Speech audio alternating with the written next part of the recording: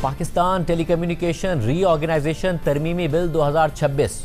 حکومت کے لیے ایک پیچیدہ مسئلہ بن گیا ہے، اور یہ مسئلہ بھی حکومتی نااہلی سے ہی کھڑا ہوا ہے، یہاں تک کہ حکومتی نیت پر بھی سوال اٹھ گیا ہے۔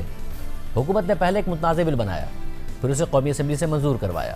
پھر سینیٹ کی قائمہ کمیٹی برائے I T and telecommunication نے اس بل پر اعتراضات اٹھا دیے۔ سب سے پہلے پیپلز پارٹی کی سینیٹر پروشہ خان نے اعتراض اٹھایا، نون لیگ کے سینیٹر افنان اللہ خان اور سعدیہ عباسی نے بھی اعتراض اٹھایا کہ یہ کیسے ہو سکتا ہے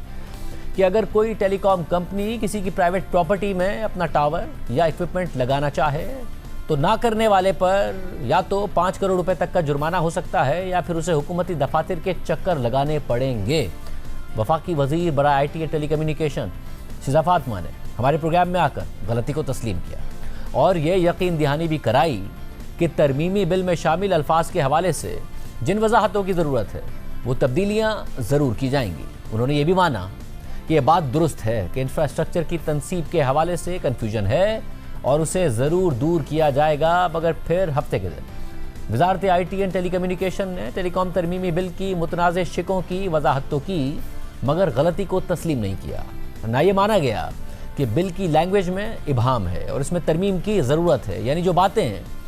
وفاقی وزیر شیزہ فاطمہ نے ہمارے پروگرام میں تسلیم کی، ان کی اپنی پریس ریلیز ان میں سے بھی کچھ باتوں کو متنازع بناتی نظر آئی،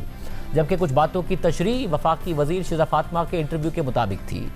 وزارت آئی ٹی ٹیلی کمیونیکیشن نے اپنی پریس ریلیز میں بتایا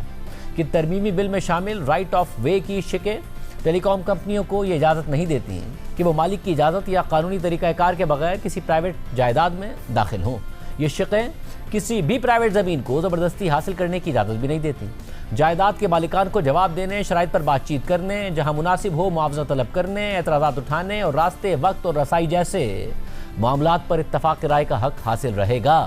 اگر کوئی مالک ریمائنڈرز کے باوجود جواب نہ دے تو معاملہ متعلقہ سرکاری ادارے کو بھیجا جائے گا تاکہ شہریوں کے آئینی اور قانونی حقوق کا تحفظ یقینی بنایا جا سکے۔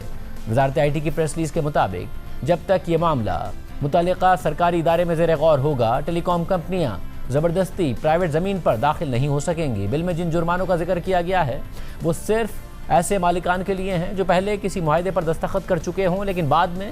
اس کی شرائط پر عمل کرنے سے انکار کر دیں، کیونکہ اس سے سرمایہ کاری کو نقصان پہنچتا ہے۔ کسی بھی انفراسٹرکچر کی تنصیب کے بعد متعلقہ اداروں پر لازم ہوگا کہ وہ جائیداد کو اس کی اصل حالت میں بحال کرے اور اس بات کو یقینی بنائیں کہ جائیداد کو مستقل نقصان نہ پہنچے۔ واضح رہے